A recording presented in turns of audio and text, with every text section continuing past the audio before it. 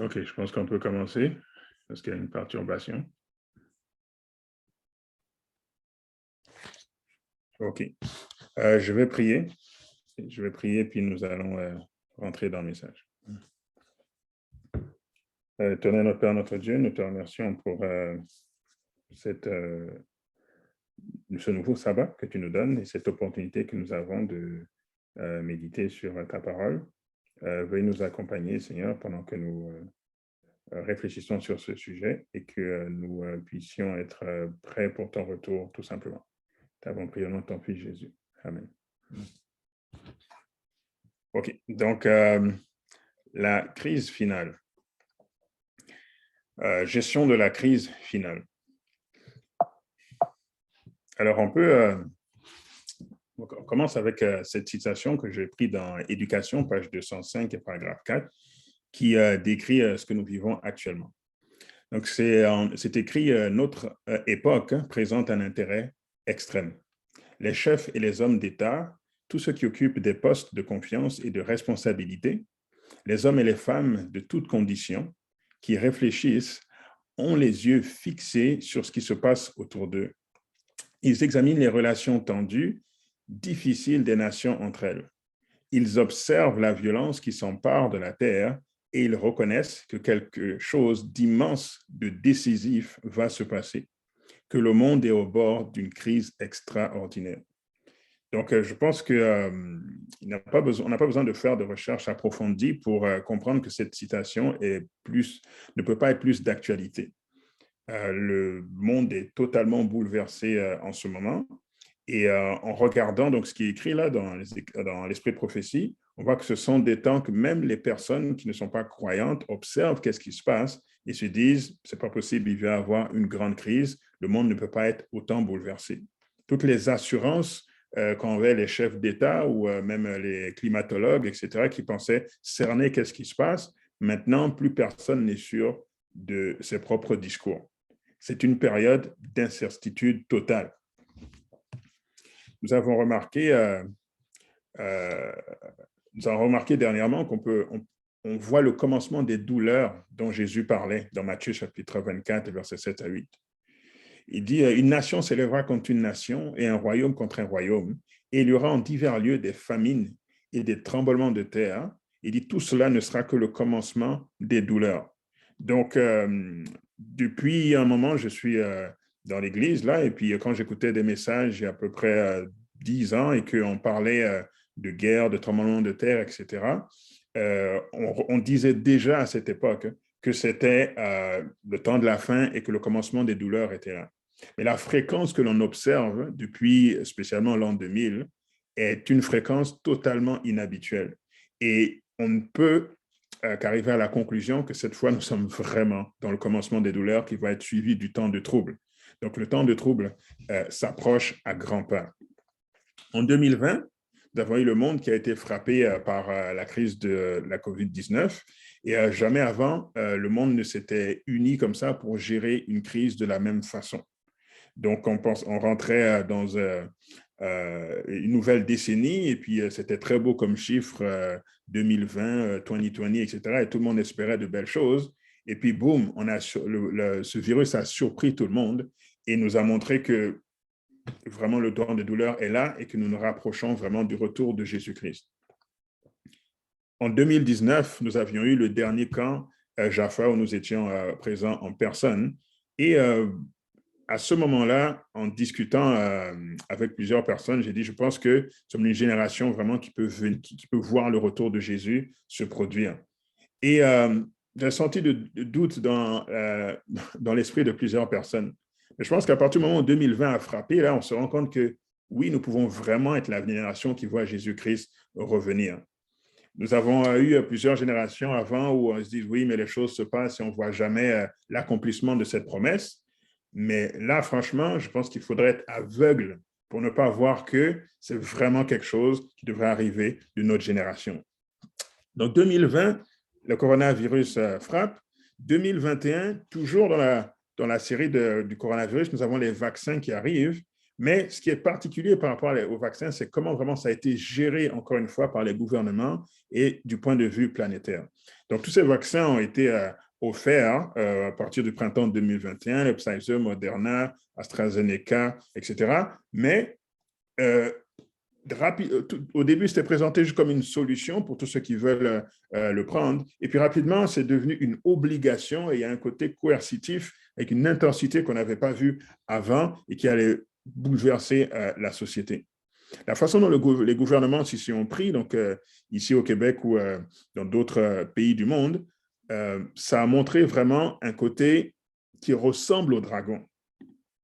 Dans le livre d'Apocalypse, chapitre 14 et le verset 8, on nous dit, en parlant ici de Babylone, on nous dit, et un deuxième ange le suivit en disant, elle est tombée, Babylone la grande, elle qui a fait boire à toutes les nations le vin de la fureur de sa prostitution.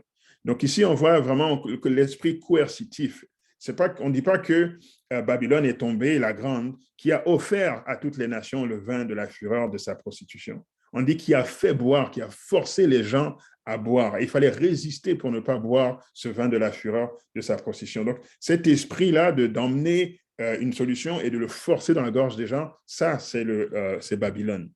Aussi, dans Apocalypse chapitre 13 et le verset 16, c'est écrit, elle fit en sorte qu'on impose à tous les hommes, petits et grands, riches et pauvres, libres et esclaves, une marque sur leur main droite ou sur leur front. Donc, on sait que ça va faire référence à la marque de la bête, au jour du repos du dimanche qui va venir. Et encore cet esprit d'imposer, c'est présenté comme une solution au début, et après, rapidement, ça devient une obligation sous menace de punition, de représailles, etc. Donc, ça a été ça qui a marqué 2021. Et on est en train à peine sommes-nous en train de sortir de la pandémie, que boum, la guerre frappe en début 2022. Et l'année 2022 ne fait que commencer. La guerre a éclaté il y a 9 jours. Que nous réserve la fin de 2022 et au rythme auquel nous allons, que nous réserve 2023.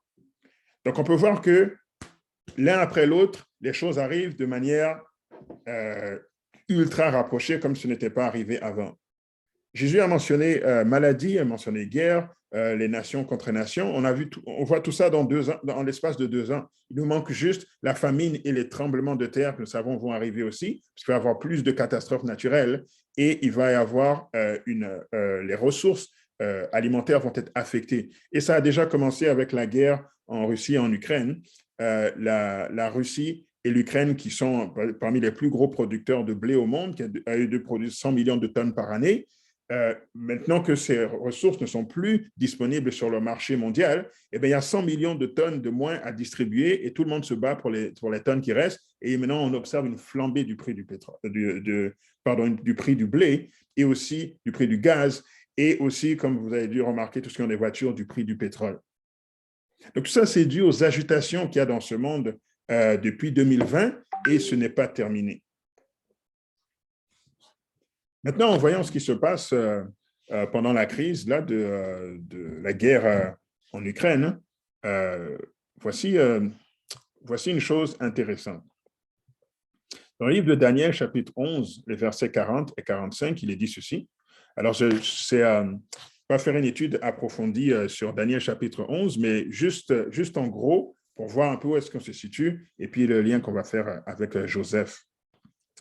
Donc, c'est écrit au verset 40 qu'au temps de la fin, le roi du Midi se heurtera contre lui, lui étant le roi du Nord, et le roi du Septentrion lui fondra sur lui comme une tempête avec des chars et des cavaliers et avec de nombreux navires. Il s'avancera dans les terres, il se répandra comme un torrent et débordera. Donc, cette prophétie que l'on lit ici, c'est accompli dans le sens où il y avait le roi du Nord, qui est la papauté, et tous ceux qui sont alliés de la papauté, qui a été frappé par le roi du Sud, qui représente l'athéisme et tous ceux qui suivent l'athéisme. Donc, lorsque la papauté a reçu une blessure mortelle en 1798, ça représentait vraiment la France, avec le monde athée, qui a donné une blessure mortelle à la papauté. Mais on dit que le roi du Nord, qui est la papauté, va réagir à nouveau et va s'emparer de tout ce que possède le roi du Sud. Donc, cette prophétie a plusieurs accomplissements et je pense que ce qu'on est en train de voir ici, c'est l'accomplissement final de cette prophétie, ou un affrontement entre le roi du Nord, donc la papauté, et tous ceux qui le suivent aujourd'hui, c'est-à-dire les États-Unis d'Amérique, les nations de l'Europe occidentale, et le roi du Sud, qui représente tout ce qui est athéisme, tout ce qui est rejet du vrai Dieu, tout ce qui est communiste, qui représente plus la Russie, la Chine, l'Inde et les autres pays qui sont dans cette idéologie-là. Et on nous dit qu'au temps de la fin, il va y avoir un affrontement entre ces deux et que c'est le roi du Nord qui va gagner.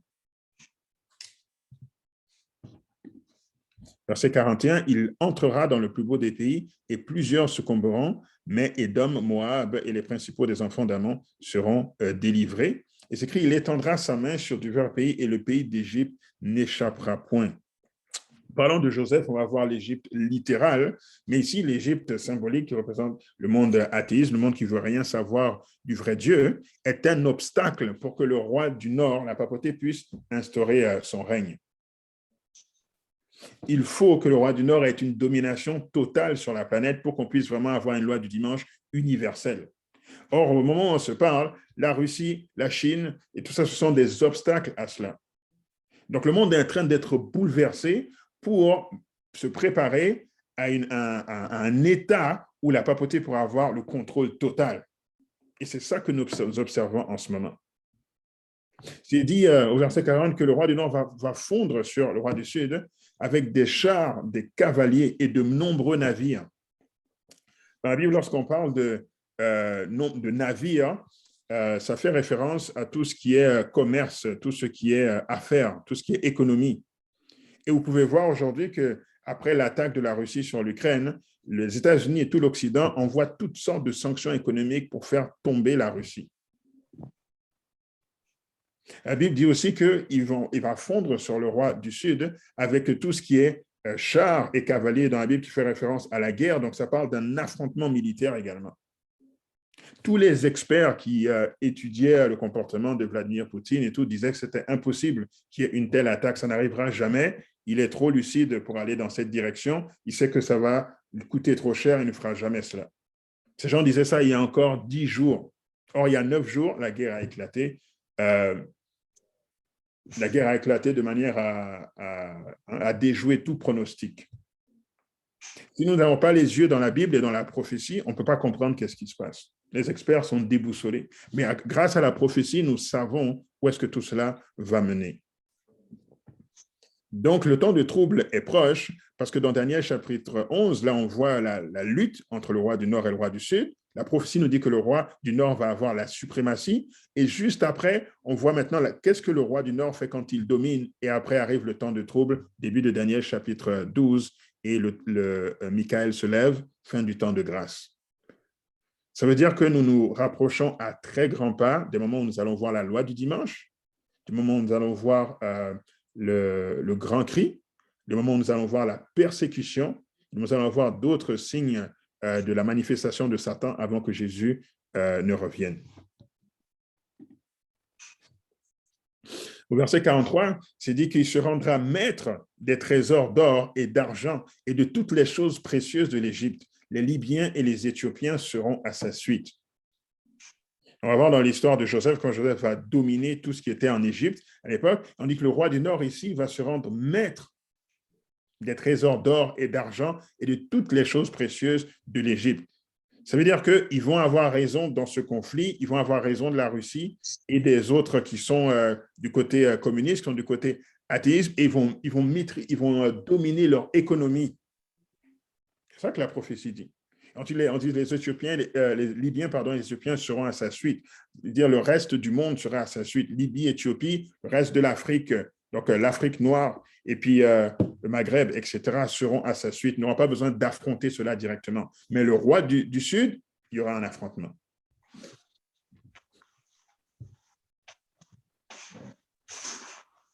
Alors voici une citation que j'ai fait une traduction rapide parce que vous ne la trouverez pas en français. Et le mot dit ceci dans Manuscript Releases Volume 5, à la page 305, paragraphe 4, elle dit « En Inde, en Chine, en Russie Et dans les villes d'Amérique, des milliers d'hommes et de femmes meurent de faim. Les hommes riches, parce qu'ils ont le pouvoir, contrôlent le marché. Ils achètent à bas prix tout ce qu'ils peuvent obtenir, puis revendent à des prix très élevés. Cela signifie la famine pour les classes les plus pauvres et entraînera une guerre civile. Donc, comme par hasard, ici, elle mentionne les pays elle mentionne, il y a deux blocs ici. On parle de Inde, Chine, Russie. Regardez la Russie qui est en train d'attaquer en ce moment, communiste. Regardez la Chine qui est en train d'attaquer, qui est derrière la Russie parce qu'ils ont un pacte entre les deux, communistes. Et si vous regardez l'Inde qui est très dépendante de la Russie au niveau de son économie. Et elle mentionne, donc ça va tout dans la direction du roi du Sud. Et de l'autre côté, l'Amérique. Il va y avoir des guerres civiles. Pourquoi? À cause de l'écart de richesse entre riches et pauvres. Et les classes les plus pauvres seront tellement oppressées que ça va soulever une révolution et il va y avoir une guerre civile. Donc, non seulement il y a un affrontement entre eux, mais il y aura aussi un affrontement à l'intérieur. Et après, tout de suite après, elle dit, et il y aura un temps de trouble, comme il n'y en a jamais eu depuis qu'il y a une nation. Ça veut dire que les événements que l'on voit en ce moment et le temps de trouble sont liés. On sait qu'entre les deux, il y a quelque chose parce qu'on connaît la prophétie, mais il n'y a pas beaucoup de temps entre les deux. Donc, nous sommes vraiment proches là, de la crise finale. Et c'est le moment de se préparer sérieusement. C'est le moment de prier comme on n'a jamais prié. C'est le moment de s'assurer là, notre marche avec Dieu est solide. Là, il n'y a plus le temps là, de plaisanter spirituellement, c'est fini. Il fallait faire les péchés en 2012. Il fallait faire les péchés en 2014. Mais là, 2022, là, c'est plus le temps de faire ces choses-là.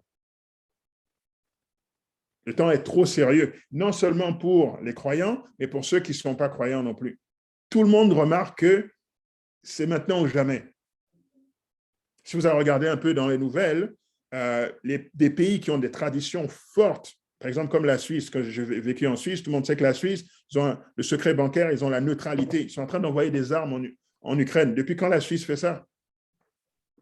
Vous avez l'Allemagne qui dit que nous, on ne va pas développer une armée parce que, bon, on veut rester, on ne veut pas aller dans les conflits. On a pris notre leçon de la Deuxième Guerre mondiale et puis on s'arrête là. Maintenant, ils sont en train d'investir 100 milliards pour développer une armée et ils envoient des armements en Ukraine. Depuis quand l'Allemagne fait ça?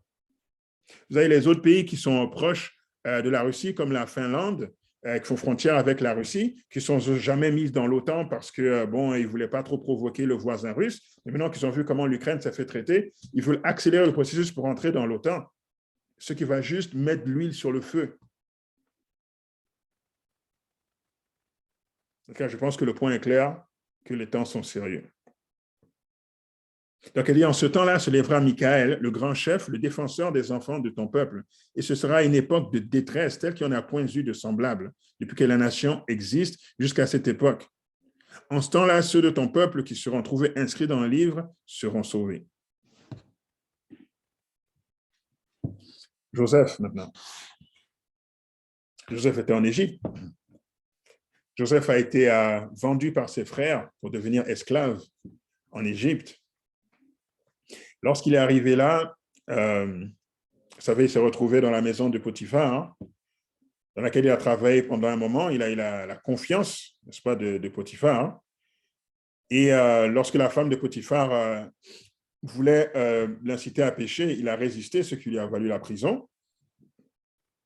Et une fois en prison, il a eu des rêves qui lui ont permis de montrer le don que Dieu lui avait donné d'interpréter les rêves. Et quand il a pu interpréter le rêve de Pharaon, il s'est retrouvé en position de leadership juste à côté du Pharaon.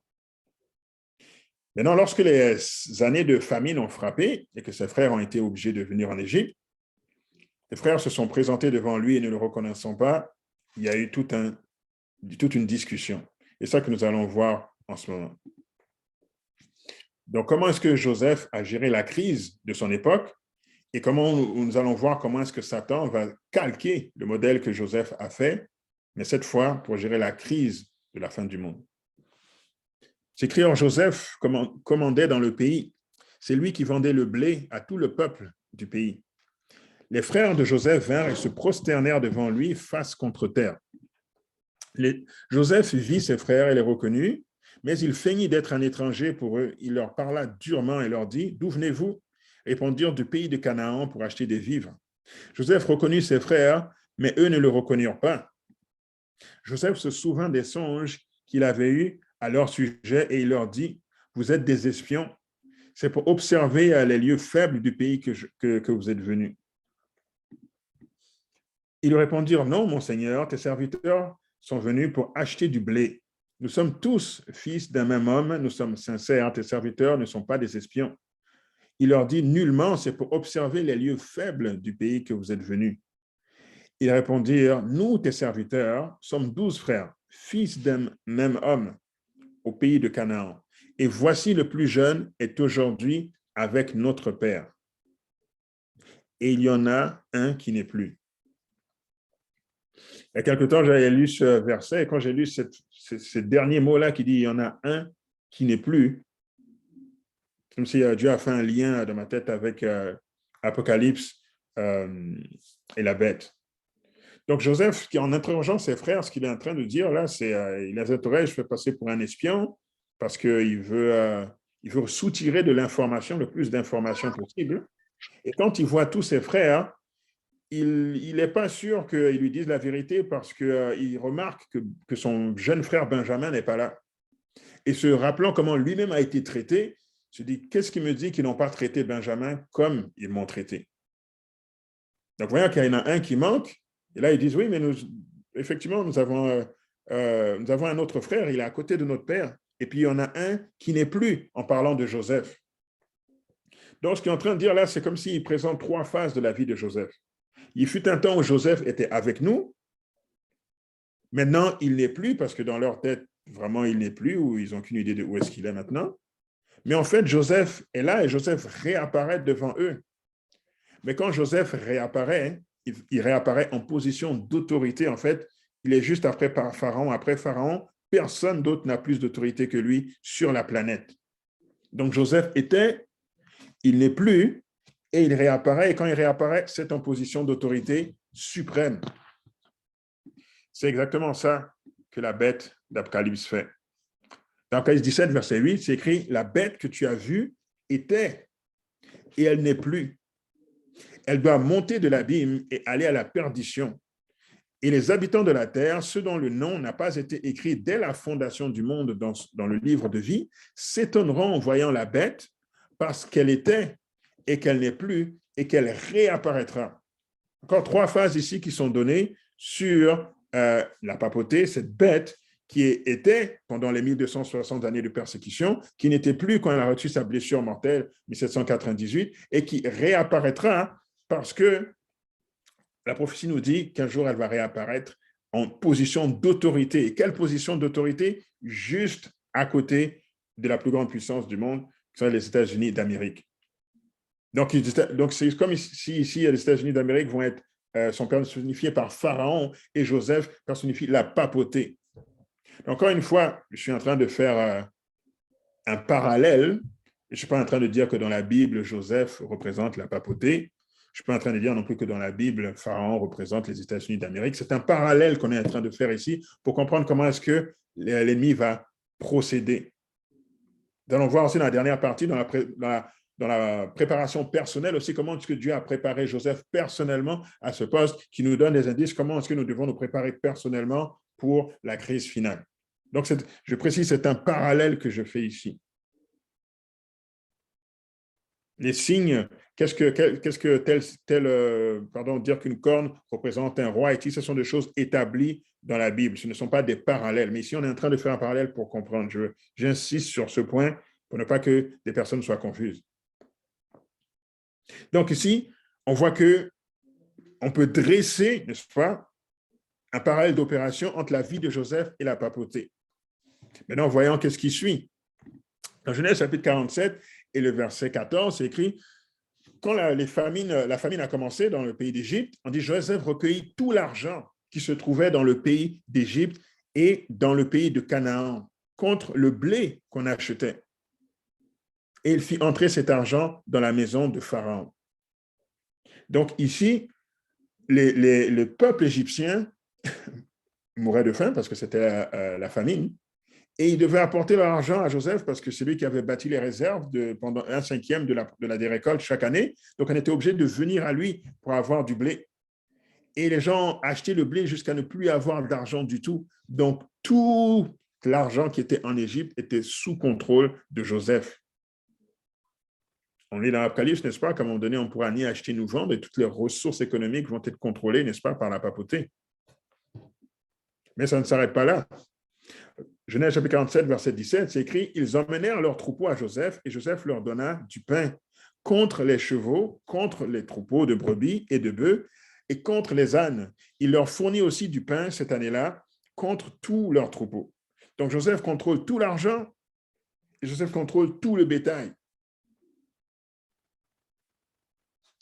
Okay. Genèse chapitre 47, verset 19 à 20. C'est écrit « Pourquoi mourrions-nous sous tes yeux, nous et nos terres? Achète-nous avec nos terres. » Donc là, ils n'ont plus d'argent, ils n'ont plus de bétail, mais les 7 années de famine ne sont pas terminées. Ce qui leur reste, c'est de vendre leurs terres, n'est-ce pas? Et de se vendre eux-mêmes comme esclaves.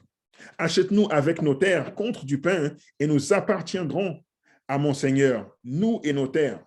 Donne-nous de quoi semer afin que nous vivions et que nous ne mourions pas et que nos terres ne soient pas désolées. Joseph contrôle l'argent, contrôle tout le bétail, il contrôle toutes les personnes et contrôle toutes les terres.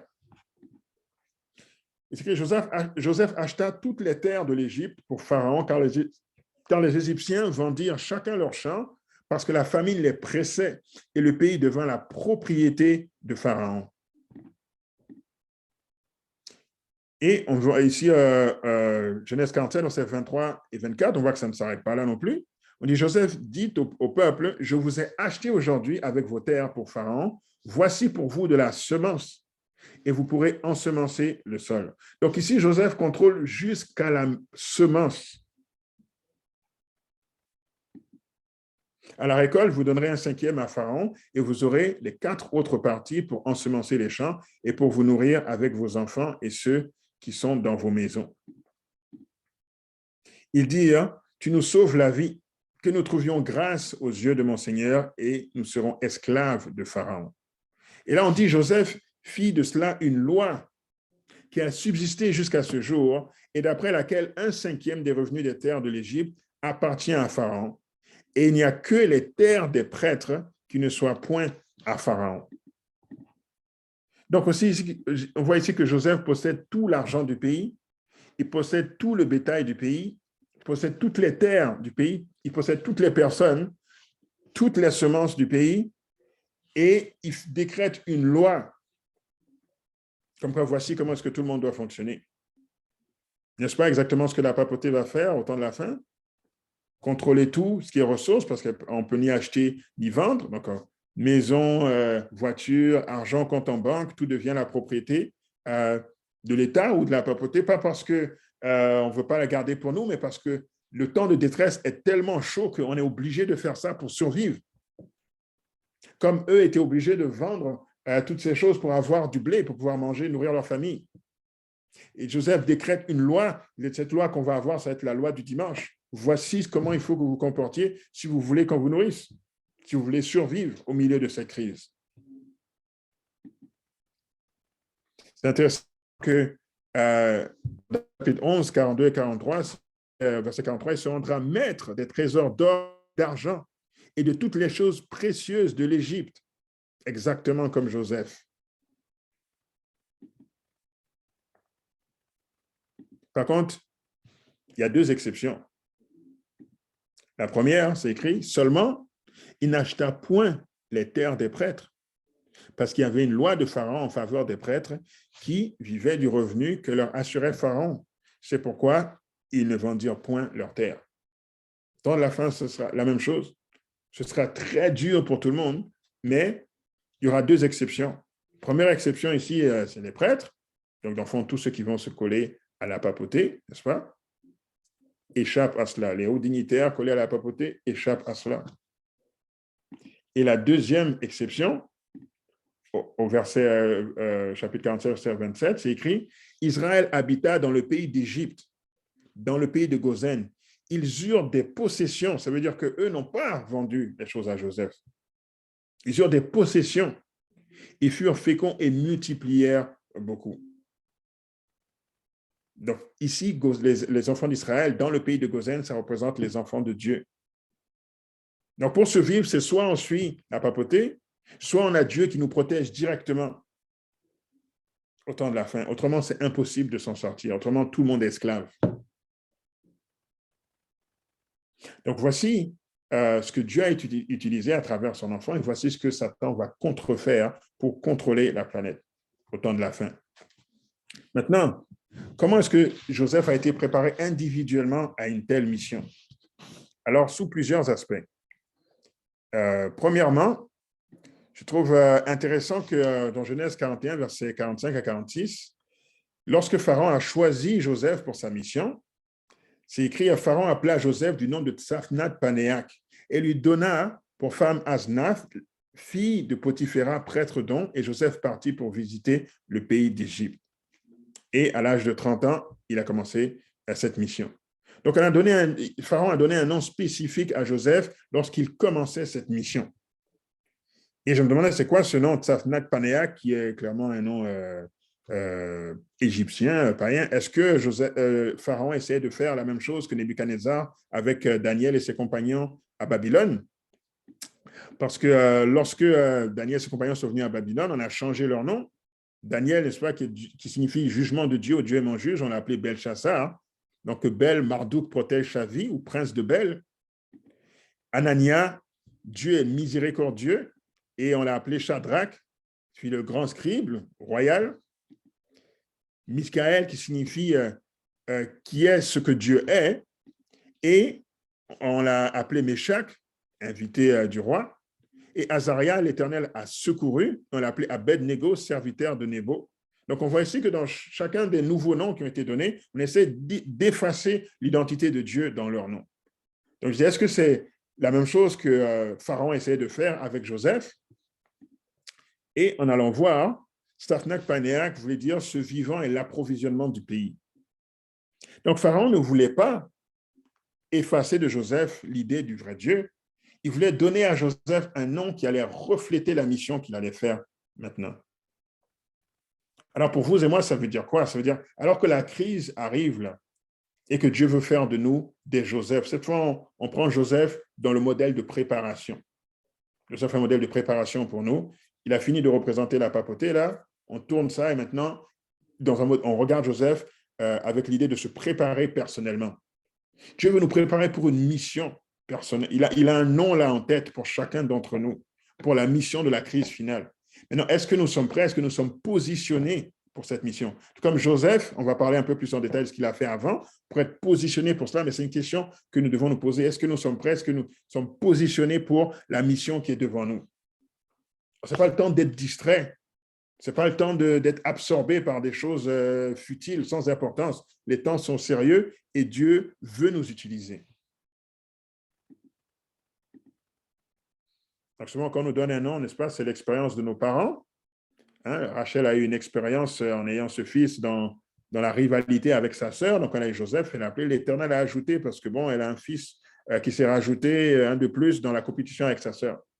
Mais le nom que Dieu avait en tête, c'était ce vivant et la provision du pays. Cette mission de Joseph a vraiment marqué l'histoire de tout le peuple d'Israël et de permettre la continuité des Hébreux jusqu'à ce que le Messie arrive. Pas que le nom de nos parents, n'est-ce pas, que donné soit nécessairement mauvais, mais c'est pour dire que ce nom représente l'expérience qu'ils ont eue ou les goûts qu'ils ont. Mais maintenant, qu'est-ce que Dieu, qui est notre créateur, a en tête et qu'est-ce qu'il veut nous emmener à accomplir? Nos parents ne peuvent pas toujours savoir ça à l'avance, mais nous devons, dans notre connexion, dans notre relation avec Dieu, arriver à ce moment-là. Joseph, il est devenu le Tsaphnath-Panéach. Vous et moi, qu'est-ce qu'on va devenir au milieu de cela? C'est ça la question.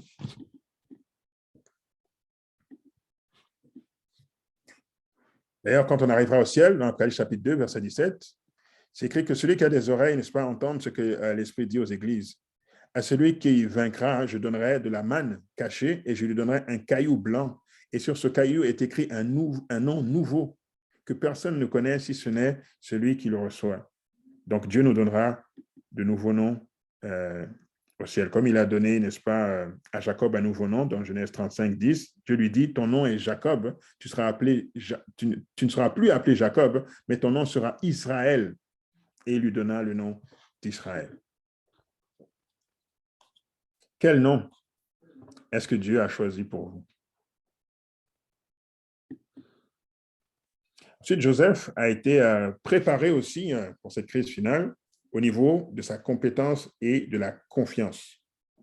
Dans Genèse 39, versets 4 à 6, c'est écrit « Joseph trouva grâce aux yeux de son maître, qui l'employa à son service, l'établit sur sa maison et lui confia tout ce qu'il possédait. Dès que Potiphar lui établit sur sa maison et sur tout ce qu'il possédait, l'Éternel bénit la maison de l'Égyptien à cause de Joseph, et la bénédiction de l'Éternel fut sur tout ce qui lui appartenait, soit à la maison, soit au champ.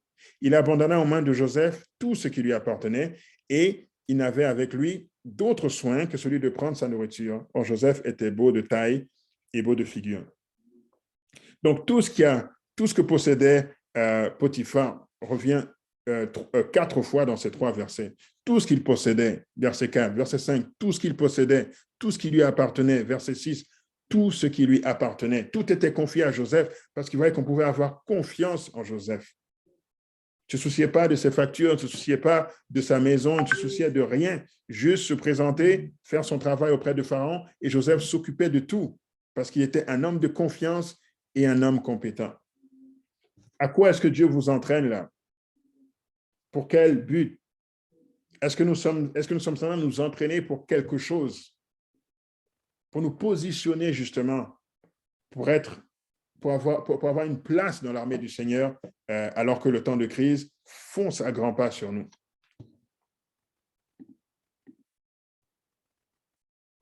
Joseph aussi prouve son intégrité morale en refusant les avances de la femme de Potiphar.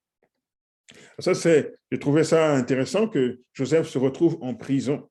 Je me posais la question, pourquoi est-ce que Joseph s'était retrouvé en prison quand il a fui les avances de la femme de Potiphar et que Potiphar en a été informé par sa femme, il l'a mis en prison. Je me disais, c'est pas logique qu'il se retrouve en prison parce que c'est juste un esclave. Et Potiphar, c'est le chef des gardes de Pharaon, c'est quelqu'un de très important. Donc, si Joseph était vraiment coupable d'une telle accusation que d'agresser sa femme, logique, c'est qu'il soit condamné à mort, surtout à l'époque. Je ne vois pas pourquoi on le ferait le mettre en prison. Joseph est resté en prison, il n'a attendu aucun avocat, aucun procès. Là. On aurait pu l'exécuter tout simplement. Et dans les écrits d'Ellen White, donc aussi, on voit pourquoi est-ce qu'il allait en prison. Il écrit, Patriarche et prophète, page 194, paragraphe 2, Joseph eut à pâtir de son intégrité. Celle qui avait voulu le tenter se vengea de son refus. Elle l'accusa d'un odieux attentat contre sa vertu et le fit jeter en prison. Si Potiphar avait ajouté foi aux accusations de sa femme, le jeune Hébreu eût perdu la vie, ce qui était totalement logique. Mais la chaste conduite dont il avait toujours fait preuve fut à ses yeux une confirmation suffisante de son innocence. Donc, dans le fond, Potiphar n'a pas cru sa femme. Il s'est dit, bon, il s'est passé quelque chose, mais si je dois croire la version de Joseph versus la version de Potiphar, pardon, la version de Joseph versus la version de ma femme, je prends la version de Joseph. Alors, d'un côté, ça montre qu'est-ce qu'il pensait de sa femme, ce qui est quelque chose de pas très bon. Et de l'autre côté, ça montre que l'intégrité de Joseph était à un tel niveau qu'on ne pouvait même pas le soupçonner de faire quelque chose comme ça. Donc, c'est qu'après, néanmoins, pour sauver la réputation de sa maison, il l'abandonna à la disgrâce et à la captivité, juste pour ne pas perdre la face. Maintenant, pour vous et moi, qu'est-ce que ça veut dire? Est-ce que nous sommes en train de développer une intégrité qui fait que si une accusation devrait nous tomber dessus, même les païens diraient non, non, un tel, impossible. C'est sûr que vous vous êtes trompé, il ne peut pas faire ça. Je l'ai suivi pendant toutes ces années et j'ai vu ce comportement honnête. J'ai vu cette conduite chaste. Je sais qu'il ne peut pas être dans tel scandale, c'est impossible. Vous êtes sûr, c'est sûr, vous êtes trompé. Et même si on parle de l'attaque de quelqu'un proche, parce que là, c'était quand même sa femme, même là, il n'a pas cru. Ça montre à quel point Joseph dégageait la pureté. Alors, ça nous donne un indice là, de préparation personnelle. Si on a des choses à régler par rapport à ça, que Dieu nous purifie, parce que sinon on ne sera pas prêt, on ne pourra pas avoir une position, on ne pourra pas jouer un rôle à ce moment-là. Et n'oublions pas, le criblage arrive. Là, nous sommes dans une phase où il y a le bon grain et le bon grain est livré dans l'Église.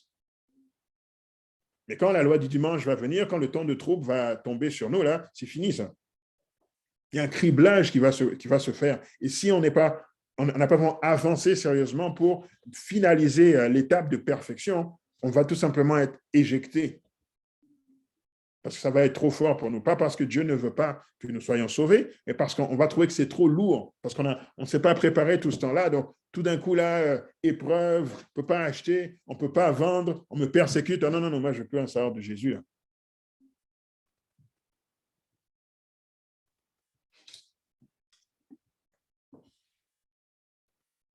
Dieu devait tester Joseph. Il devait absolument tester Joseph en raison de l'importance de sa mission.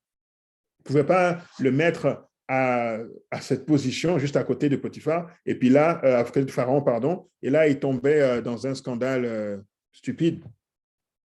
Ça aurait gâché ses chances de sauver sa famille. Et Dieu voyait plus loin que juste sauver la famille de Joseph, il voyait sauver la lignée qui allait emmener le Messie.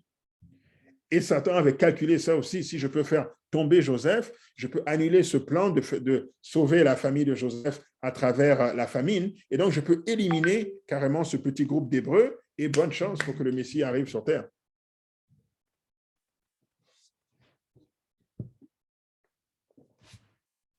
Genèse 40, verset 1 à 4. Joseph aussi a été préparé au niveau de ses connaissances, n'est-ce pas? Pas de compétences. Après ces choses, il arriva que les chansons et le panetier du roi d'Égypte offensèrent leur maître, le roi d'Égypte. Pharaon fut irrité contre ces deux officiers, le chef des échansons et le chef des panetiers. Et il les fit mettre dans la maison du chef des gardes, dans la prison, dans le lieu où Joseph était enfermé. Le chef des gardes les plaça sous la surveillance de Joseph, qui faisait le service auprès d'eux, et ils passèrent un certain temps en prison. Donc, Joseph, quand il était en prison, il s'est retrouvé avec les chansons et le panetier du roi d'Égypte. Ils ont été mis dans le lieu où était enfermé Joseph. Donc, il a côtoyé ces gens, puis on a vu qu'il a interprété leurs rêves et tout. Donc, alors que ça semblait être une défaite, n'est-ce pas, de se retrouver en prison, Joseph était en train d'être préparé pour sa prochaine mission. Il a appris tout ce qui concernait la politique d'Égypte, le gouvernement, discutant avec les chanciers, le panetier. Il a compris comment le système fonctionne. Et quand le moment est venu de prendre la position, il était déjà formé. Pourquoi est-ce que Dieu nous forme maintenant? Parfois, comme Joseph, on peut ne même pas savoir. Mais assurons-nous, n'est-ce pas, d'être honnête, assurons-nous d'être sincères dans notre marche avec lui, assurons-nous de progresser du mieux qu'on peut. Et Dieu s'occupe de cet aspect, parce que lui seul sait exactement où est-ce qu'il va nous positionner. Et aussi, Joseph a reçu une vraie bénédiction cette fois-ci. Dans Genèse 45, 41, verset 45, c'est que Pharaon appela Joseph du nom de Saphnac Panéac et lui donna pour femme Asnath, fille de Potiphéra, prêtre don. Et je trouvais intéressant que dans la Bible, il n'y a rien au hasard. Potiphar, la femme de Potiphar, n'est-ce pas, a tenté Joseph. Et Potiphar, ça signifie celui que Ra, Dieu solaire, a donné. Mais la femme que Joseph a obtenue, c'est la fille de Potiphéra, qui signifie aussi celui que Ra, Dieu solaire, a donné. Donc, ça n'a pas appelé la fille de Potiphar, mais la fille de Potiphéra. Et les deux noms signifient la même chose. Je trouve que c'est intéressant pour la marche spirituelle parce que parfois, la bénédiction que Dieu a pour nous ressemble étrangement à la tentation que Satan a en avance. Comme s'il essaie de présenter quelque chose de similaire. Tu n'as pas besoin d'attendre la fille de Potiphéra, tu peux avoir la femme de Potiphar. De toute façon, tu es un esclave ici, toute ta vie est fichue. Donc, si tu fais juste accepter, au moins, tu vas avoir quelques faveurs et puis voilà, quoi. Améliore ton sort du mieux que tu peux. Donc, la seule façon pour lui, n'est-ce pas, de ne pas raisonner ainsi, c'est de comprendre ce principe. Comment est-ce qu'on discerne une bénédiction qui vient de Dieu et une bénédiction, guillemets, qui vient de Satan? Eh bien, c'est simple. La bénédiction venant de Dieu implique toujours l'obéissance à la loi de Dieu. Il n'y a jamais une bénédiction avec une transgression. Ça n'existe pas, ça. Et ça, c'est quelque chose sur lequel Satan joue. Parce que parfois, on est dans des situations difficiles. Comme je disais à Joseph, il était esclave. Et là, on se met à raisonner et tout. Oui, mais je peux tordre les choses un peu comme ça. Dieu comprend, mais non. Il n'y a jamais une bénédiction qui implique une transgression de la loi. Ce n'est pas possible. Et à l'inverse, la bénédiction de Satan implique toujours la violation de la loi. Joseph a été formé maintenant. Alors ça, c'est par rapport, c'est la dernière phase, je dirais, de la formation. Donc, pas la dernière phase dans le sens où c'est seulement quand la loi du dimanche, la persécution va venir que l'on va pardonner. Mais ce que je veux dire, c'est la profondeur de l'amour de Dieu manifesté dans notre cœur doit se faire avant que Jésus revienne. C'est la perfection du caractère, pour être comme les 144 000. Et ça passe par ce point-là, le pardon. Patriarche et prophète, page 108, c'est écrit « Joseph est satisfait. Il constate chez ses frères le fruit d'une véritable conversion. À lui de l'offre magnanime de Judas, il s'écrit « Faites sortir tout le monde. » Puis il éclate en sanglots. « Je suis Joseph, leur dit-il d'une voix étranglée. Mon père vit-il encore ?» Joseph avait fait danser ses frères à gauche et à droite pour voir s'ils avaient changé, pour voir premièrement si Benjamin était vivant, donc il a fait venir Benjamin, et ensuite il a traité Benjamin avec énormément de faveur en face de ses frères pour voir si la jalousie allait sortir de leur cœur. Et quand il a vu que ses frères ont changé, ici c'est pour ça qu'il dit Joseph est satisfait et il pardonne ses frères complètement. Donc nous devons arriver à ce niveau-là de pardon aussi, où il n'y a plus rien là dans notre cœur que nous avons contre les autres. Quel était le test ultime maintenant? Deux aspects. C'est comment est-ce que nous traitons nos frères. Donc, les frères de Joseph va voir comment est-ce qu'ils traitent Benjamin. Comme Jésus a dit, hein, comment est-ce que vous traitez le plus petit d'entre vous?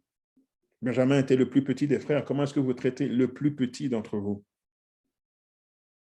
Et pour Joseph, comment est-ce que nous traitons nos ennemis? Parce que la plus grande manifestation, là, c'est ça. Dans Romains 5, verset 10, c'est écrit « Car si, lorsque nous étions ennemis, nous avons été réconciliés avec Dieu par la mort de son Fils, à plus forte raison, étant réconciliés, serons-nous sauvés par sa vie. Jésus est mort pour nous alors que nous étions ses ennemis, alors que nous étions pécheurs, nous n'étions pas convertis, on n'avait pas tourné notre cœur vers Dieu, on n'avait peut-être même pas l'intention. Mais c'est dans ce contexte-là que Jésus est mort pour nous. Donc oui, alors que la crise arrive et qu'il y a tous ces aspects de la préparation qui se font, Dieu va aussi nous appeler au milieu de la crise, n'est-ce pas? Ça, c'était le moment où Joseph sauvait ses frères. La crise était là, mais au milieu de cette crise, maintenant, le dernier écorchage là, qui doit avoir lieu dans notre cœur pour que nous puissions pleinement pardonner, pleinement traiter nos ennemis avec amour, pleinement traiter nos frères comme il faut, Dieu va faire cet aspect-là aussi.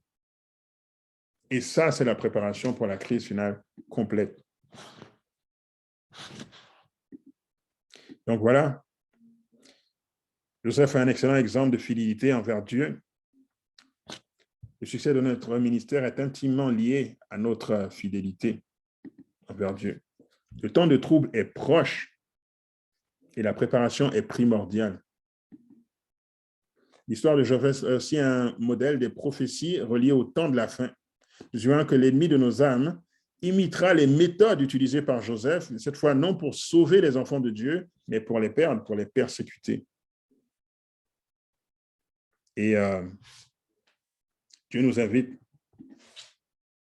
à offrir nos cœurs pleinement pour atteindre la perfection par l'effusion du Saint-Esprit, pour donner ce grand cri qui va faire que ce que les gens ont entendu pendant des années va finalement avoir de la puissance. Et ceux qui n'ont pas entendu vont l'entendre pour la première fois avec énormément de puissance. Et pour tous ceux qui désirent, les pièges de l'ennemi, les chaînes de l'ennemi seront brisées. Les gens vont se donner au Seigneur par millions et Jésus va pouvoir revenir. Donc, voici pour l'étude de ce soir, faire une courte prière et après, je pense qu'on peut avoir la période de questions et d'échanges. Éternel, notre Père, notre Dieu, nous te remercions pour ton amour envers nous et pour ta fidélité, Seigneur, dans nos vies, à nous préparer pour ce temps solennel. Seigneur, nous voulons être des instruments entre tes mains pour achever ce travail. Et aide-nous, Seigneur, à n'avoir aucun obstacle, Seigneur, t'empêchant d'arriver à cet objectif. Guide-nous dans ce sens et que plusieurs soient gagnés par notre entremise. Nous t'avons prié au nom de ton Fils Jésus. Amen.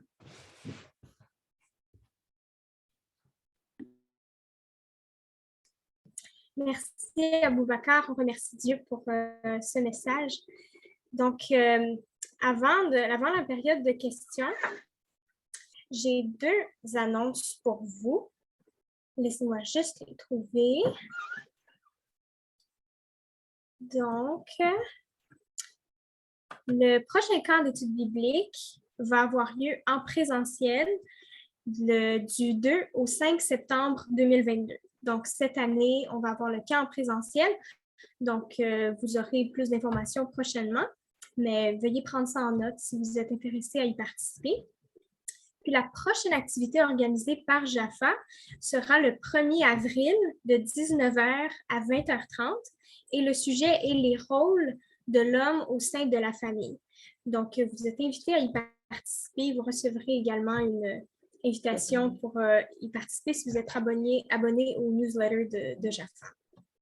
Donc, nous passons maintenant à la période de questions. Donc, si vous avez des questions à poser, posez-les directement à haute voix si vous vous sentez à l'aise. Sinon, vous pouvez les poser dans la boîte de conversation.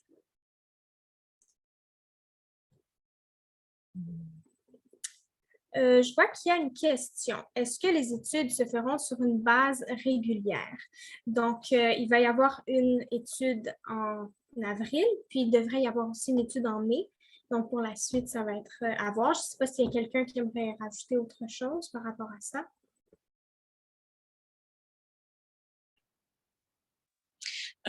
Oui, en fait, jusqu'au camp, Dieu voulant, nous voulons avoir une activité par mois, donc soit une présentation ou bien un panel.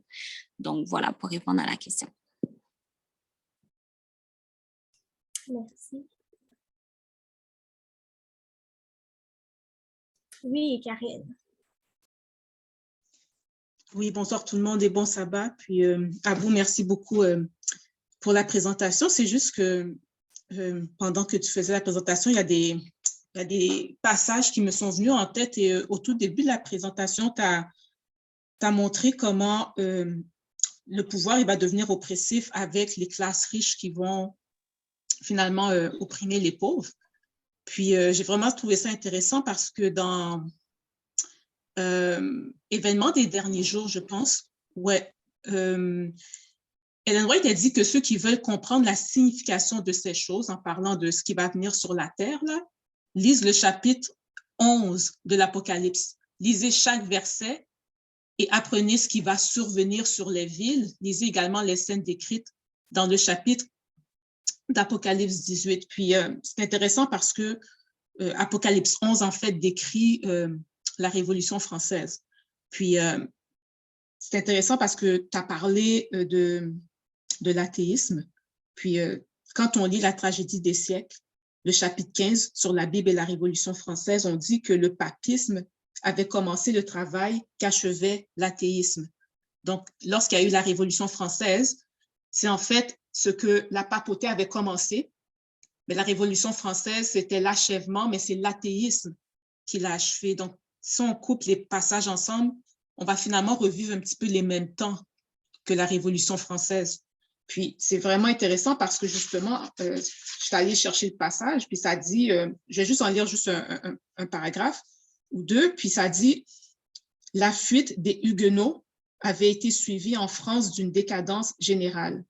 Des villes industrielles florissantes tombèrent à rien, des régions fertiles demeurèrent en friche, à une période de progrès sans précédent succédèrent le marasme intellectuel et le déclin moral. Paris devint une vaste aumônerie où 200 000 personnes au moment de la Révolution attendaient leur subsistance des largesses royales.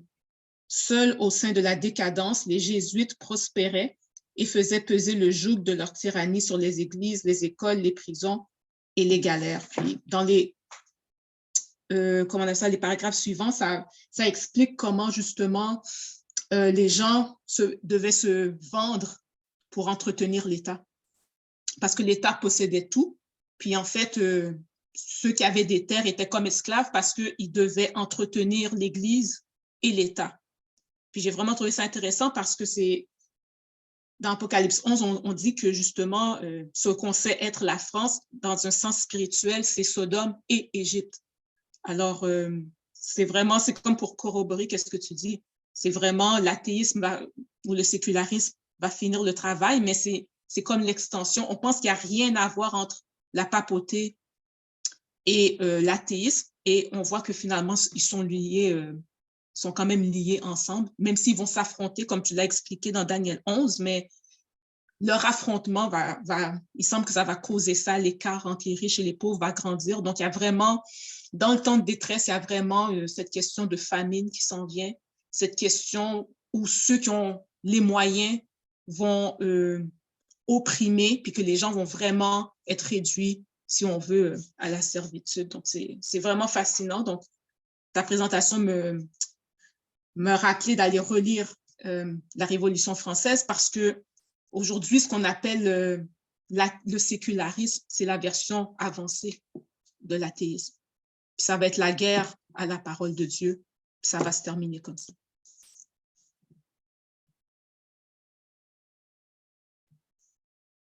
Oui, Nickerson? Moi, pendant que Karine parlait, j'ai une question par rapport au... Est-ce qu'il y a des séquences, est-ce qu'il y a des séquences chronologiques ou est-ce que c'est, exemple, quand il va avoir ça, après c'est ça, après c'est ça, ou est-ce qu'il y a juste il y a juste des manifestations qui nous disent, OK, la fin est proche et tout. Est-ce qu'il y a une chronologie dans les événements qui vont se passer? Alors, les signes qui ont été donnés dans Matthieu 24, on parle de guerre, tremblement de terre, maladie. Aussi, dans Luc, on parle de signes dans le ciel. Il y a pas on ne sait pas exactement dans quel ordre ça va venir. Par exemple, lorsqu'il y a eu la fin de la Première Guerre mondiale, les adventistes pensaient que ça a été le retour de Jésus parce que il y avait eu la guerre, la Première Guerre mondiale, puis juste après, il y avait eu le Spanish flu. Donc, ils ont expérimenté guerre, pandémie. Puis nous, on expérimente pandémie, guerre. Et après, est-ce que c'est le tremblement de terre qui va venir avant la famine et tout? On ne sait pas exactement cette séquence-là. Mais ce qu'on sait, c'est que ce genre de perturbations vont continuer et vont s'intensifier. On a vu ça fait 2 ans que ça ne s'arrête pas, n'est-ce pas? Et ça va emmener ultimement à la loi du dimanche. Et on sait que quand la loi du dimanche vient, elle va se diviser en 4 phases. Donc, on va avoir d'abord une loi du dimanche qui va venir comme une solution, tout simplement une solution douce pour tout le monde, un peu comme quand le vaccin est venu, n'est-ce pas? Et il y aura aucune restriction, il n'y aura aucune persécution par rapport à ça au début. Bien sûr, nous, on va comprendre qu'est-ce que ça veut dire. Et après, cette première phase de la du dimanche, où on pourra quand même adorer le sabbat, après, finalement, ça va se transformer en quelque chose avec des restrictions, en quelque chose de religieux. Parce qu'il ne faut pas oublier que Satan pour que la loi du dimanche devienne vraiment le fruit final qu'il veut, là, il faut d'abord qu'il pousse les hommes à commettre ce péché-là, d'adorer le soleil par le dimanche. Donc, quand cette loi du dimanche arrive, on va maintenant avoir ce que Ellen White appelle the marvelous work of Satan. On va avoir des choses là, des manifestations surnaturelles avec une intensité qu'on n'a jamais vue. Et ça va pousser les gens à spiritualiser maintenant cet aspect de la loi du dimanche. Et là, on va avoir des restrictions par rapport au sabbat et on va avoir, on ne pourra pas juste adorer le dimanche et adorer le sabbat, ça va se restreindre au dimanche. Et après, il va y avoir des sanctions, n'est-ce pas? Donc, on va avoir des sanctions, mais moins de sanctions, on n'y acheter ni vendre, etc. Mais on pourra vivre Et finalement, la dernière phase, c'est le décret de mort. Et on sait que la phase 1, la phase 2 et la phase 3, il y a encore le temps de grâce, n'est-ce pas? On sait que dans ces 3 phases-là, le temps de grâce n'est pas fini. Par contre, quand le décret de mort arrive, on sait qu'entre la phase 3 et la phase 4, il y a la fin du temps de grâce. Donc, on sait chronologiquement, à un moment donné, Michael va se lever et ce sera la fin du temps de grâce. Parce que quand le décret de mort arrive, le temps de grâce est déjà passé. Et on sait qu'après ça, maintenant, il y a les gens vont essayer de tuer les saints et les dernières plaies vont se produire. Voilà. Donc, dans le fond, la chronologie qu'on a, c'est qu'on va encore avoir maladie, tremblement de terre, famine, etc. Dans quel ordre exactement, on ne sait pas.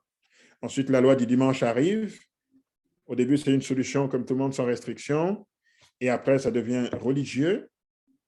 Et après, il y a des restrictions. Les 7 plaies commencent. La 4e phase arrive. Les plaies continuent. Et finalement, Jésus revient. Donc, c'est ça la séquence chronologique. Merci. Oui, Stacy, j'ai vu ta main, mais on a eu une question dans le chat. Donc, je vais revenir à toi, Stacy. Donc, Dieu écoute la prière des justes et les délivre. Lorsque la papauté va devenir oppressive, si nous sommes des esclaves du système et qu'on n'a pas réussi à se qualifier, est-ce que Dieu va quand même délivrer cette personne?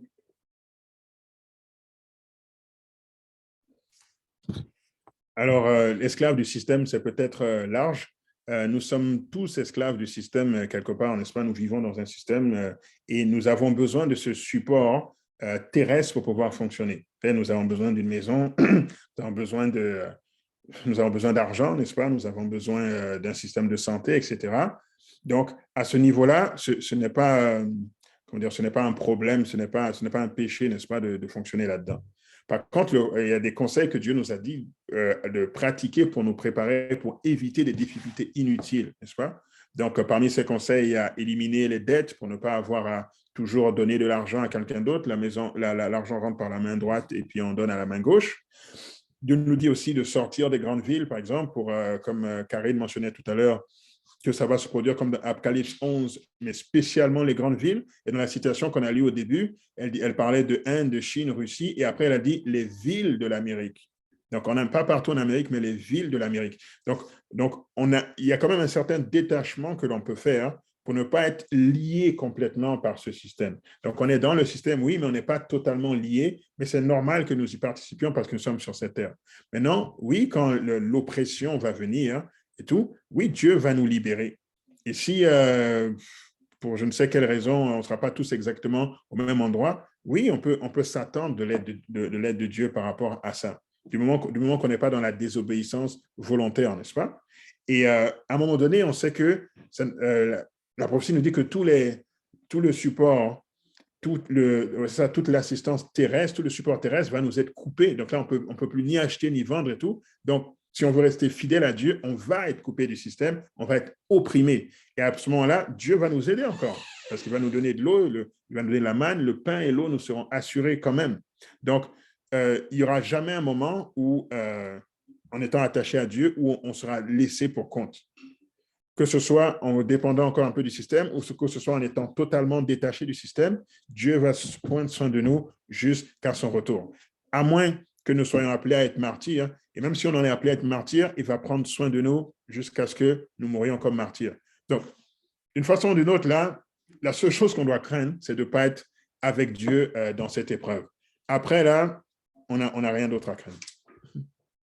Merci, Stacy. OK, oui. Donc, dans le fond, moi, ma question, j'en ai 2 à peu près. Donc, on sait que pour l'affaire avec le temps de probation, comme entre la 3e et la 4e phase, dans le fond, on pourra toujours demander à Dieu sa grâce et il pourra nous être accordé. Mais on sait aussi que nous, les chrétiens qui avons la vérité, on va être jugés en premier. Donc, est-ce que pour les chrétiens, ce sera trop tard et le temps de probation, ce sera seulement pour ceux qui se sont comme écartés de la vérité ou ceux du dehors, ou est-ce que c'est pour tout le monde? Alors oui, effectivement, tu as raison, le jugement commence par la maison de Dieu, parce que Dieu a déjà travaillé avec nous, n'est-ce pas? Nous avons une foi, nous avons fait des expériences. Donc, n'oublions pas, lorsque comme on a vu dans l'exemple de Joseph, Dieu a toute une préparation qu'il fait. Et quand la crise arrive, Dieu n'a pas besoin de travailler et sur la compétence de Joseph, et sur son intégrité, et sur sa mission, et sur le fait que ce temps de prière, tout ça est déjà acquis pour Joseph. Donc, Dieu fait juste la dernière petite coche de perfection pour qu'il ait un cœur comme celui de Christ, où il est capable d'aimer ses frères qui ont été ses ennemis. Donc, Dieu, pour les chrétiens, Dieu veut nous emmener à la perfection en ce moment-là. Donc, nous allons être scellés avant les autres. Donc, quand les jugements, parce que quand le dimanche vient, qu'est-ce qui se passe? Le jugement passe, n'est-ce pas, des morts aux vivants. Donc, notre nom passe devant Dieu avant, et Dieu regarde la vie de Stécie, et puis dit, bon, Stécie, voici où est-ce que je l'ai emmené, elle est prête à être sauvée, et ton cas est scellé avant qu'on traite ceux des autres vivants qui n'ont pas encore reçu le message. Donc, nous n'avons pas vraiment à nous soucier de quand le temps de grâce va finir pour nous, parce que nous, on doit agir comme si notre temps de grâce est là. Parce que quand la crise arrive, c'est fini. Nous, on n'a plus le temps de se préparer. Dieu veut nous utiliser pour toucher les autres. Et maintenant, ces autres auront ce dernier moment-là pour accepter Jésus. Mais beaucoup d'entre eux vont mourir, par exemple. Parce que oui, en peu de temps, tu peux accepter Jésus et tout, mais est-ce que tu vas nécessairement pouvoir faire tout le cheminement pour être prêt à recevoir les 7 plaies et tout ça? Ça, c'est pas une garantie. Donc, il faut quand même... et oui, tu as raison, le temps de grâce finit d'abord pour le peuple de Dieu, dans le sens où ils sont jugés avant, et ensuite, ceux des autres, jusqu'à ce moment où Dieu décide que tous les noms sont passés à la 3e phase. Et voilà, mais nous allons être scellés avant, effectivement. Ok, parfait. Puis ça veut dire aussi que les autres peuples, eux, leur cas ne sera pas encore scellé, fait qu'ils pourront genre entrer dans la grâce de Dieu à la dernière minute, d'où le fait qu'il y aura des millions de personnes qui vont être sauvées puis qui vont se faire baptiser et tout. Oui, absolument. Il y a des millions de personnes qui vont accepter la vérité à la dernière minute et qui vont être sauvées. Oui, absolument. Parfait. Puis ma dernière question, c'était quand vous avez dit que il faut sortir, par exemple, de l'Inde, de la Chine, des grandes villes et aussi des villes de l'Amérique. Est-ce que ça veut dire que partout en Amérique, comme même dans les campagnes, ce ne sera pas sécuritaire pour nous, les enfants de Dieu, ou est-ce que ça veut dire qu'on devrait changer de pays? Je comprends pas trop. Non, ce que ça veut dire que non, au contraire, en étant en Amérique et tout, Dieu va avoir une grande mission pour nous. Et partir dans un autre pays, je n'ai pas la citation là, mais Ellen White explique qu'au contraire, quand ces crises vont frapper, ceux qui seront dans des pays où il y a des lois, n'est-ce pas, comme ici au Canada, aux États-Unis et tout, ça va être moins difficile pour ceux qui sont dans des pays où il n'y a pas de loi. Parce que la rage du cœur des hommes ne pourra pas être contrôlée par les lois du pays. Est-ce que tu vois? Donc, Satan, quand le vaccin est sorti, par exemple, non qu'il n'y a rien de mal contre le vaccin, je précise ça, je ne dis pas que ceux qui sont fait vacciner ont péché, là, ce n'est pas ça que je veux dire. Ce que je veux dire, c'est que quand le vaccin est sorti, que c'est devenu coercitif, eh bien, à cause des lois du pays, il y a quand même une restriction. Le gouvernement n'a pas pu être aussi violent qu'il le voudrait, disons, sur certains individus. Par exemple, aux États-Unis, vous voulez le forcer dans les compagnies, ce n'est pas passé à cause de la Cour suprême américaine. Donc, ces mécanismes de démocratie, de justice et quoi, vont quand même ralentir un peu la rage de Satan envers nous. Donc, ce n'est pas qu'il faut aller dans un autre pays. Nous sommes dans des pays où ça marche plus. Par exemple, là, il y a la guerre en Russie. Si tu es en Russie, et que tu es contre la guerre, l'oppression vient sur toi immédiatement, n'est-ce pas? Par contre, donc ça, c'est l'aspect en termes de protection. Et par contre, où est-ce que nous devons être? Clairement hors des villes. On l'a vu pendant la pandémie, d'ailleurs, que lorsque la COVID a frappé, c'était plus facile quand tu étais loin de Montréal que quand tu étais dans Montréal. Même le gouvernement, avec le zonage qu'il a fait, les restrictions il était toujours plus clément avec les régions éloignées, à part celles où il y avait une épidémie concentrée, j'en peux plus, il y avait une région au Québec, une épidémie concentrée qui avait duré quelques mois, et après, c'était fini. Mais à Montréal, c'était toujours plus sévère comme règle. Et vu que les gens sont ensemble, c'était toujours plus concentré. On disait que Montréal, il y avait des sections de Montréal qui étaient devenues des villes fantômes. Moi, mon village ici, il y a toujours le même nombre de personnes dans la rue. Là, ce n'est pas devenu un village fantôme, est-ce que tu comprends? Donc, le fait d'être en campagne te protège. C'est comme si tu reçois les vagues, n'est-ce pas, de ce qui se passe et non pas le coup direct sur ta tête. Donc, ce n'est pas qu'on ne va pas souffrir, mais ça va être moins difficile. Et c'est ça que Dieu veut pour nous. Il veut qu'on soit le moins impacté possible. Et il y a aussi, ce que Dieu dit, c'est que les jugements de Dieu vont frapper spécifiquement les grandes villes. Donc, on va pouvoir échapper à d'autres choses. Alors, que vont être ces jugements? Il y en a certains, on sait que c'est avec des destructions claires, mais il y a peut-être d'autres choses qui n'ont pas été révélées et qu'on ne veut pas être là pour se rendre compte qu'il ne fallait pas y être, quoi. Alors, c'est dans ce sens-là qu'on ne va pas totalement échapper à la souffrance, mais ça va être beaucoup moins difficile et ça va permettre de plus facilement attendre le retour de Jésus. Mais on sait aussi qu'il y a des gens qui vont être pris dans les villes, malgré genre le décret de mort. Dieu va faire quoi avec ces gens-là? Mais, par exemple, les fidèles, je veux dire. Genre ceux qui ont reçu le sceau de Dieu, qui vont encore être dans les grandes villes quand le décret de mort va passer. Quand le décret de mort va venir, il y en aura qui seront dans les villes, oui, effectivement, parce qu'ils sont en train de faire le travail missionnaire ou parce que quelque chose, c'est ça, en train de faire un travail quelconque. Mais au moment où le décret de mort arrive, si tu es sauvé, tu ne vas pas mourir. Il n'y a aucun sauvé qui va être vivant au moment du décret de mort qui va mourir. Ça, c'est une promesse que Dieu fait. Parce que vu que quand le décret de mort arrive, on a dit que le temps de grâce est déjà fini. Donc, il n'y a plus de but à avoir des martyrs. En mourant en tant que martyr, tu ne vas pas convaincre quelqu'un d'autre de suivre Dieu. Tout le monde a fait son choix.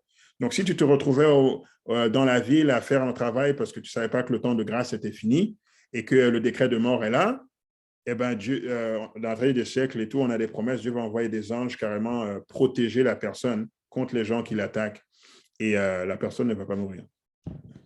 S'il te plaît, Abou, tu peux répéter ça? Je pense que c'est très important. Oui, qui est-ce qui parlait? Jenny. Jenny, OK.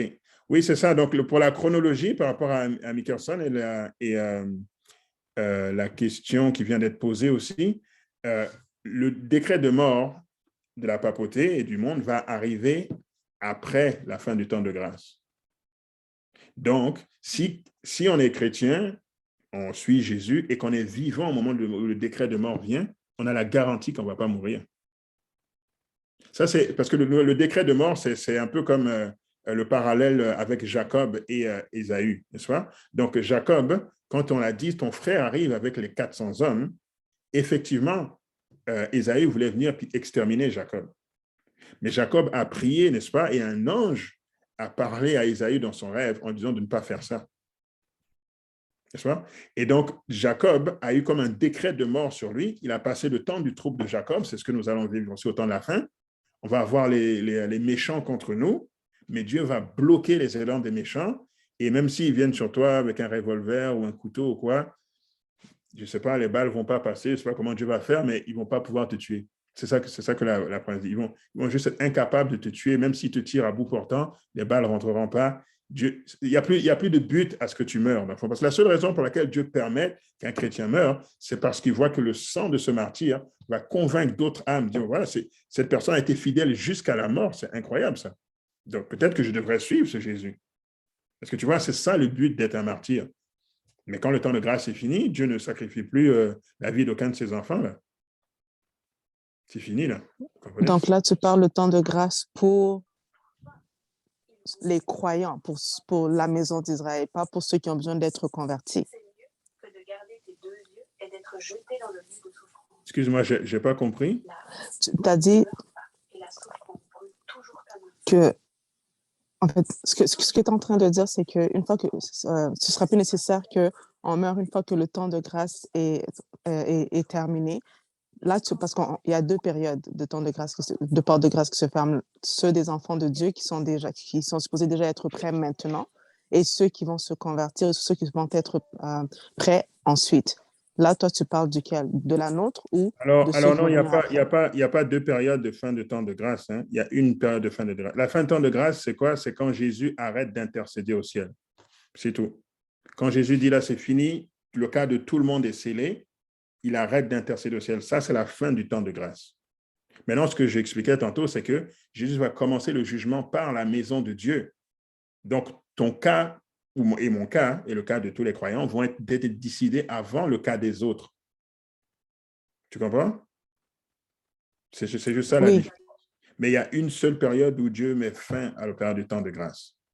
Maintenant, quand ce moment arrive et que tu es encore vivant, et que tu n'es pas un méchant, là, tu es quelqu'un qui suit Dieu, tu es sûr que tu ne mourras pas. Donc, le décret peut arriver, mais tu ne vas pas mourir.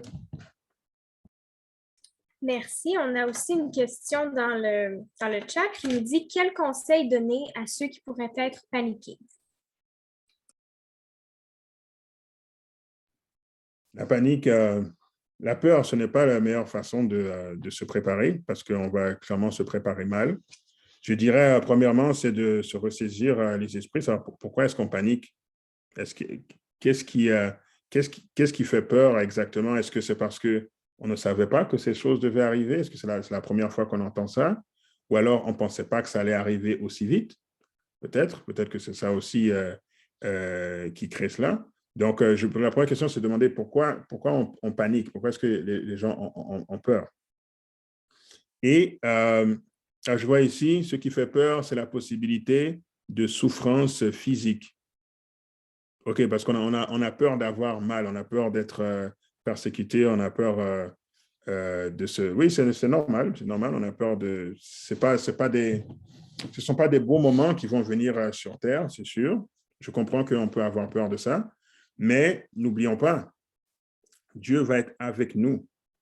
Nous, notre concentration, là, c'est d'être avec Dieu. C'est ça, parce que c'est ceux qui sont avec Dieu qui vont finalement pouvoir passer à travers cela comme il faut. Parce que n'oublions pas que l'on suive Dieu, oui, il va avoir des souffrances, mais si on ne suit pas Dieu, il va avoir encore plus de souffrances. Donc, si c'est la peur physique qui fait peur, c'est mieux d'aller avec Dieu, parce que là, il va y en avoir moins. Vous voyez, on peut voir ça comme ça. Et de toute façon, il va aussi avoir, on parle de souffrance physique, mais la plus grande souffrance, elle sera mentale. On parle du temps des troubles de Jacob. Ce sera vraiment d'avoir cette paix, cette assurance que Dieu est avec nous. C'est ça c'est ça le combat vraiment de cette controverse. Donc, voilà, donc je dirais identifier ça et ensuite se concentrer tout simplement sur sa relation avec Dieu, sur sa préparation et ne pas faire toutes ces étapes-là avec précipitation, mais avec calme, avec prière et de laisser Dieu ouvrir les portes les unes après les autres.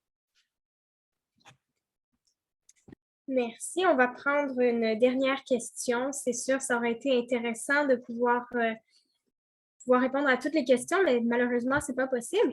Donc, on va répondre à une dernière question qui est « Existe-t-il quelque part dans la Bible où on fait allusion au panafricanisme, même symboliquement? Quelle devrait être la position des jeunes afro-descendants et chrétiens dans ces derniers temps? »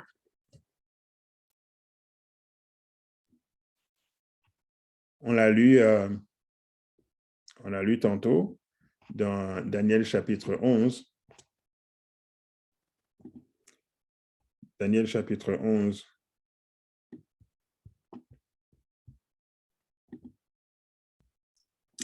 Juste un moment.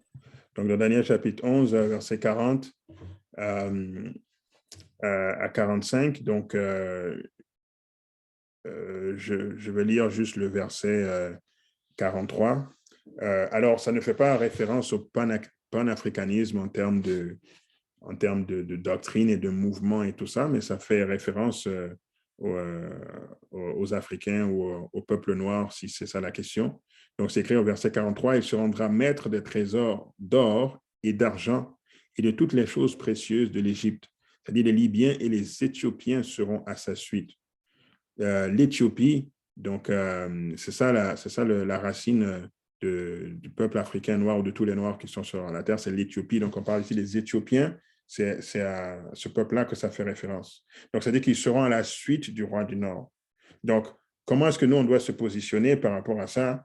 Eh bien, c'est simple, on doit se positionner par rapport à Christ, parce que si on suit tout mouvement qui est juste par rapport à la nation ou par rapport à la race qui va suivre la papauté, on n'est pas dans le bon bateau. Nous, notre question, c'est vraiment de s'assurer que quand ces événements se présentent, puis là, bon, on n'a pas fait une étude détaillée sur Daniel 11, mais quand on poursuit, on voit aussi où est-ce que tout cela va mener et comment est-ce que tout le monde va se liguer contre les enfants de Dieu.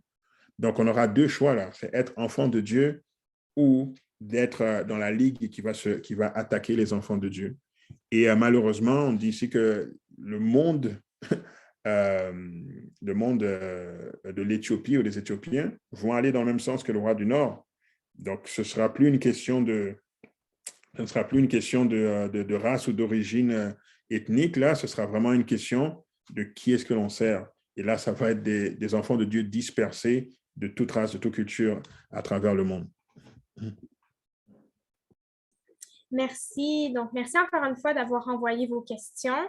Donc, ce ne sera pas possible, comme je l'ai déjà mentionné, de répondre à toutes les questions, mais comme j'ai vu dans le chat, oui, si vous voulez, vous pouvez noter vos questions, puis si vous voulez y avoir une réponse une autre fois. Donc, Aboubacar, je vous demanderais de faire une dernière prière pour nous avant qu'on se quitte. OK, parfait. Éternel, notre Père, notre Dieu, nous te remercions encore une fois pour ton amour envers nous et pour le fait que tu contrôles, Seigneur, tous les événements de ce monde. Dans le livre d'Ézéchiel, on parle de cette vision avec les cercles qui tournent à l'intérieur d'autres cercles qui représentent la complexité de tous ces événements et qui pourtant n'échappent pas à ton contrôle. Tout le chariot avance tout droit malgré cette complexité.